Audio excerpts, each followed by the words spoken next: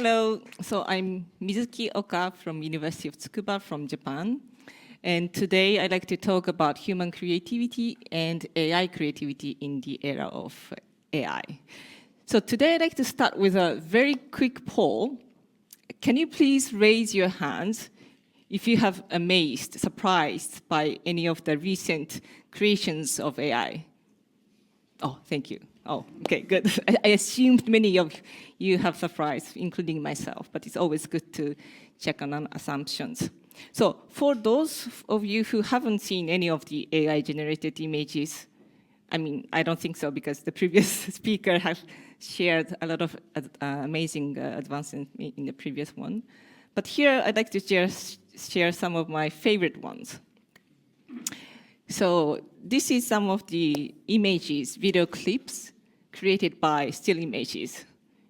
It's quite amazing, right? So the video on the left looks so realistic. You've never guessed if it wasn't actually filmed. And the one on the right is just adorable. So remember, all of these were created, again, from still images. And it's truly remarkable how AI has come in generating lifelike contents. So I asked you that question because while I'll be focusing on the AI or machines' creativity, everything that I'm talking about today is applicable to our as human beings' creativity. So let's keep in mind, and let me start today's topic. So just as we saw right now, the AI-generated text, images, videos, all these technologies represent the significant steps in AI's creative capabilities. So this brings us to a fundamental question. Can AI truly be as creative as humans? And it's a complex issue that's actually at the heart of current AI research and development as well. So let's tackle this question of what does it mean for AI to be actually truly creative? How can we even measure it? And actually researchers from tech giants like DeepMind, Microsoft, along with Stanford University, actually recently proposed an interesting definition. They suggest that AI can be considered creative when its creation becomes indistinguishable from human-made works. So it's quite similar to the famous Turing test for AI intelligence, but it's applied to creativity, right? So now here it gets interesting. So I read actually this paper just a few days ago. It was actually maybe released not so long ago. And it got me thinking that with the recent leaps in AI technology, we are actually seeing that AI-generated content that's incredibly hard already to distinguish from human-made work, right? We just have seen those. So following this, if we have to follow this definition, we might conclude that AI is already as creative as humans. But does that feel right to you? I don't think so. I bet many of you are thinking, wait a minute. Surely humans' creativity is still something special. And I have to agree. There is an intuitive sense that human creativity still has an edge. So this leaves us with a fascinating question. If indistinguishability isn't the best measure of creativity, what is? What makes human creativity unique, and how can we capture that essence when we think about AI? So I'd like to now shift gears and explore a more ambitious perspective on AI creativity.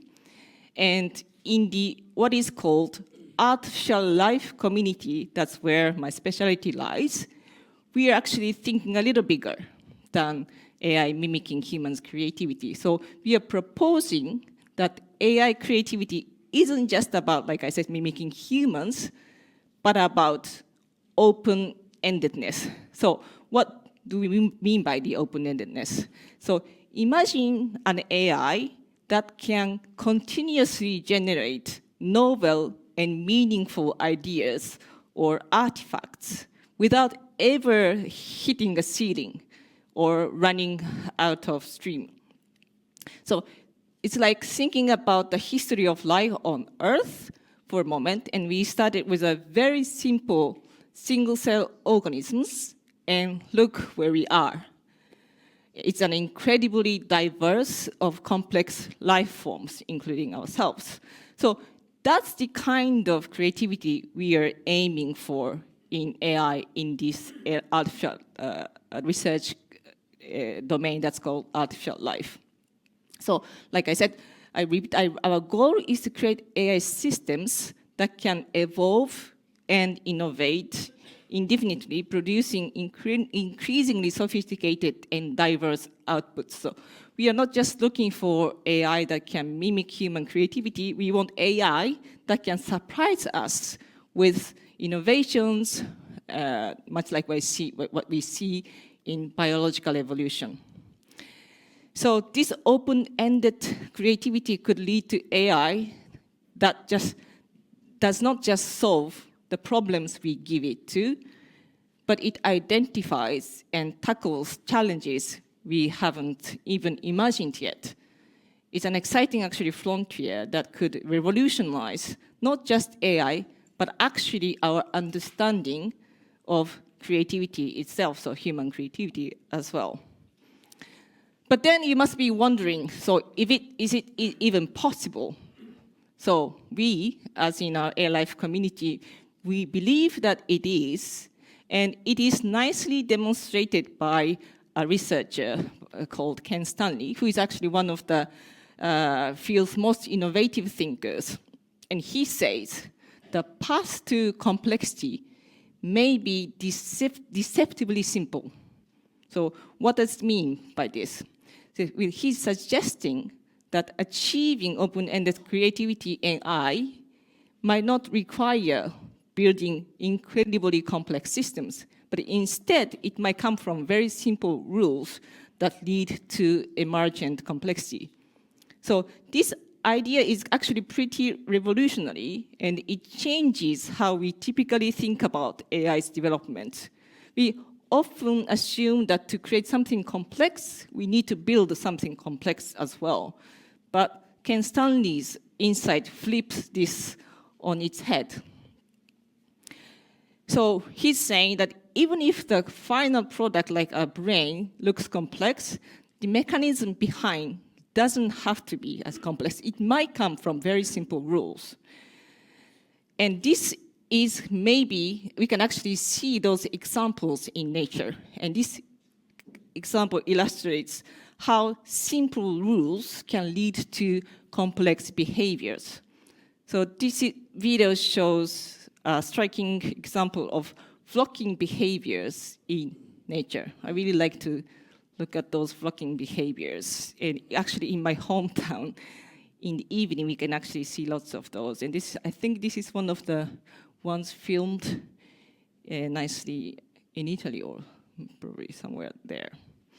And this very beautiful, complex, coordinated movement of thousands of words emerge actually from just a simple rules, followed by each individual bird. So it's not like there is one bird that's controlling the entire bird, but it's individual bird actually following very simple rules. And it's nicely illustrated by the model called, what is called Boyd model, that is developed by Craig Reynolds nearly about 40 years ago.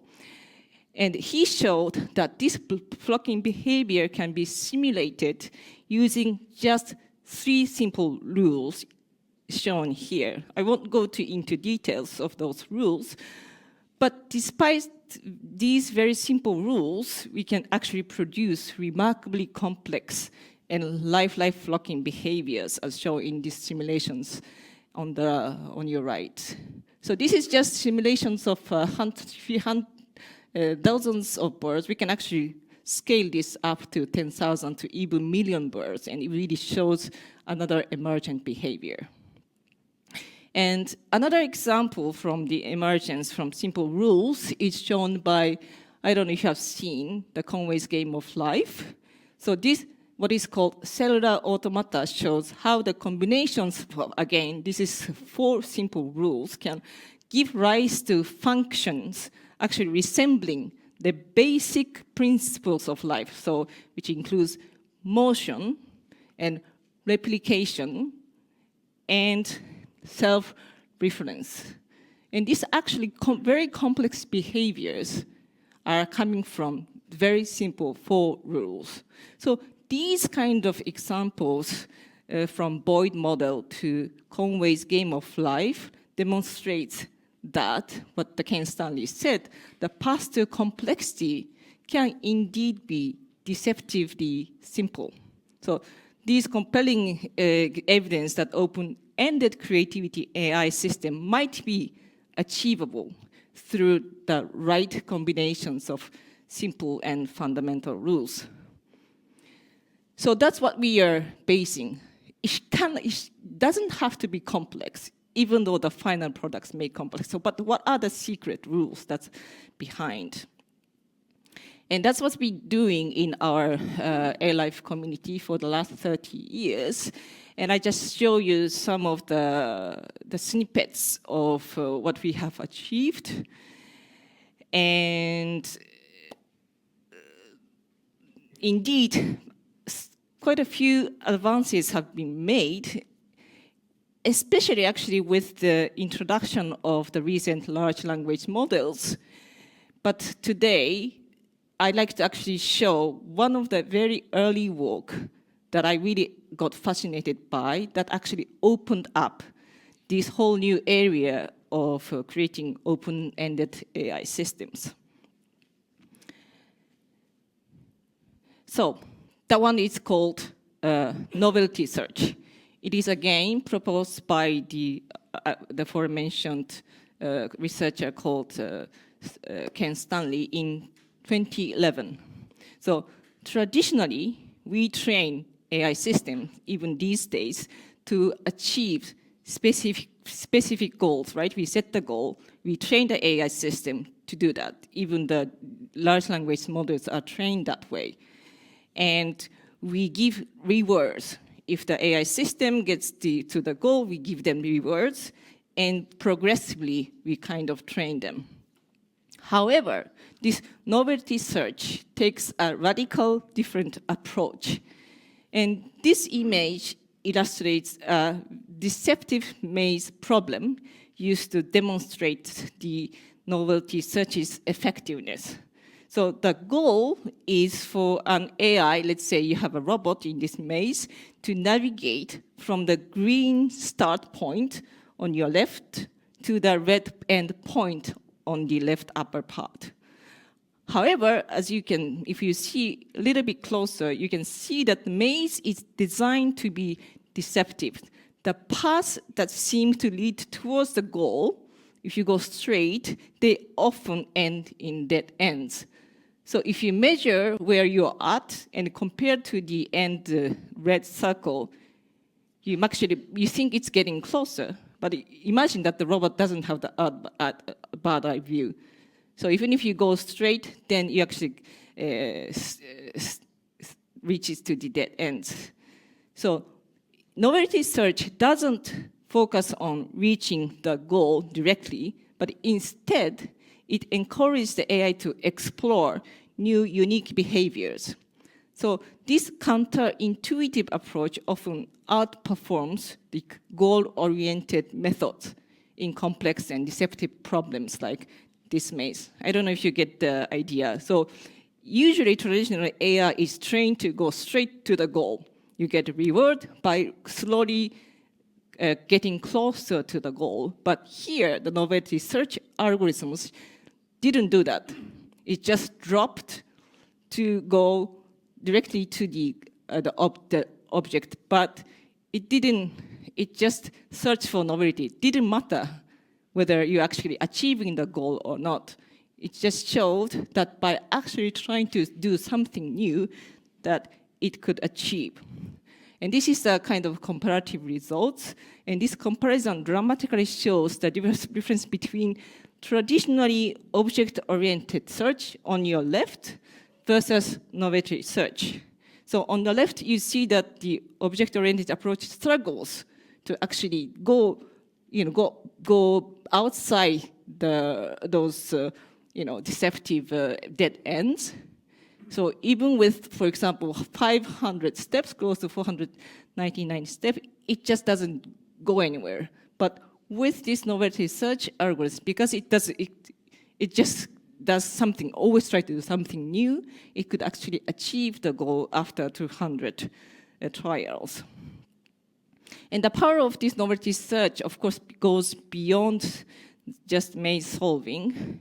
For example, in this example, which is using bipedal walking robot experiment, we compare the fitness best.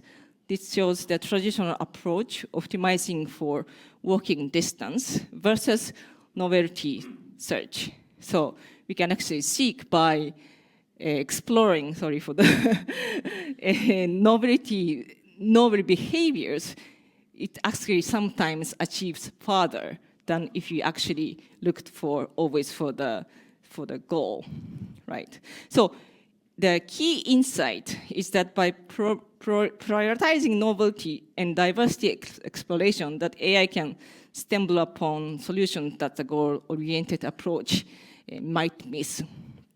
So this is something that it doesn't seem so revolutionary to you, but for the AI researchers, machine learning people, it was just by default assumed we actually have to set the goal. And we have to always give the awards if the robots or AI agent did better. But just the idea of let's drop the object-oriented search, but do something new could actually lead to something else, which becomes more open-ended, was opening door to this domain. And this was just the beginning. So back about 20 years ago, the novelty search kind of opened these lines of work. But since the work of novelty search, like I just showed you some snippets, many research attempts have been made to create the open-ended AI systems, which I'm not going to into details because of the limited time today. And they show some great promise. However, as we probably all know, by the fact we are not there yet. We haven't created an AI system that can evolve continuously. We always hit the wall.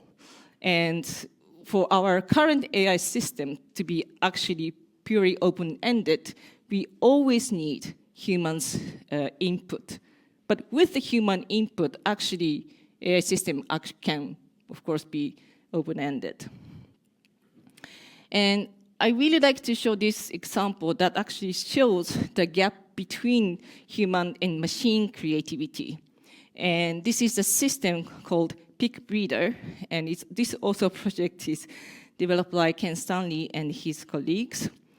I don't know if you have heard of the term Picbreeder, but it's actually a system that works by evolving images through a process called interactive evolution.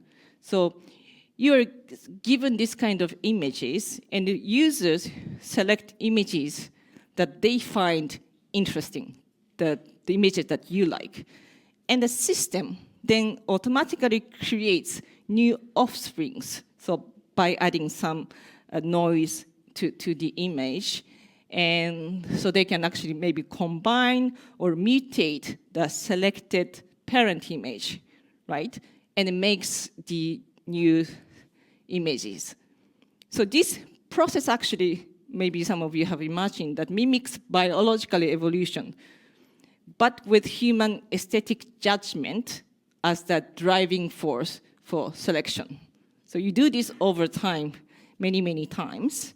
And surprisingly, this very simple process can lead to emergence of recognizable and often beautiful images, all guided by human aesthetic judgment and creative insight, right? So I'm going to show you some of those examples of evolved images through Picbreeder by human input. So the machine kind of give you some random images, mutated images, but it's the human actually selects which one to be evolved on the next stage. So this kind of really images show that how human guidance can lead to outcomes that current AI systems would probably struggle to achieve on their own. And if you looked all the paths that took to do these very amazing images, one of the most fascinating aspects of Picbreeder is that its intermediate steps, or like stepping stones, often have little resemblance to the final product. So as you see something like a bulb or the hat that turns into a teapot, or to the butterfly you have something in the statement that really doesn't look like the final product. So they all even seemingly unrelated form of crucial step in this process. So they contain probably some hidden potential that isn't immediately obvious, but can lead to remarkable outcomes when further evolved. So this phenomenon, I think, highlights a key insight that in open-ended creative process isn't always linear or predictable. What we might seem like is a dead end or unrelated target that could actually be a critical step towards an innovative solution. And actually, if we tried to use one of the state of the art to try to evolve from one image to the other, we never succeed. With the human selection, we can actually achieve from something very random to a skull-like figure in 70 steps. But if we let the AI to evolve with a goal-oriented approach, we actually never get there. So this really highlights that somehow human intuitions or human aesthetics allows us to go to be very open-ended. That something is maybe missing in the current AI system. So what is missing is the big question. And of course, we are not the first one to actually ask these questions. The Rodney Brooks, the creator of the Roomba, has actually already pointed out maybe there are 4 elements that's been missing. Maybe it's the parameters that we are getting wrong. Maybe it's the complexity that is missing. Or maybe it's the power, the computational power. Or maybe it's some new stuff, that we might be missing something fundamental and currently unimagined in our models of biology. So that he called it new stuff. But interestingly, with the large language models, the first 3 elements have been checked. So we have the parameters, we got it right. We have the mechanisms to actually find the right parameters. The complexity, we have that with like large language models. And the power, we need so much power. So we have all these elements, but yet we are not there yet. We haven't created an open-ended system. So I think the 4th element is still missing for living system to become lifelike forms. And so what could be this new stuff? That's something I hope to discuss during this conference. So it may be the collective intelligence. As people, we did not evolve of where we are now. We are collectives, we are a society, that's how we evolved. So maybe that's the collective intelligence missing. So instead of focusing on a single AI agent, we should probably start thinking about how AI collectives could come up to a next level of intelligence. Or maybe it's the world model. The AI is good at making images, making sentences, but if we ask for the AI to create the locations or try to let the understanding of the world model, it fails. These days, I asked the ChatGPT to come up with a layout for furnitures in my new house, and he or she beautifully described how I should my furnitures. And then I asked the ChatGPT to actually come up with an image. and it just messes up. It just, if I read the text, it's perfect. But if I ask ChatGPT to actually locate those furnitures in the right place, I would imagine in my head, it just fails. So it doesn't have the world model inside. So maybe there we need some kind of embodiment. We should train like actual agent in this new environment, in the physical environment. I mean, that maybe is a new stuff that's missing. Or maybe it's a symbolic AI. As you know, the neural network approach and symbolic approach, they used to exist two paths. And the symbolic approach has been really, really powerful. Till the large language model has appeared, it kind of took over. But maybe what's we are missing now is this symbolic AI approach merged together with the neural network approach. They call it neurosymbolic approach. But that's something I think we would probably need for the AI to be open, truly open-ended, or to go beyond what we are now. So with that, sorry for that I took too much time. With that, I'd like to end my presentation. Thank you for your attention.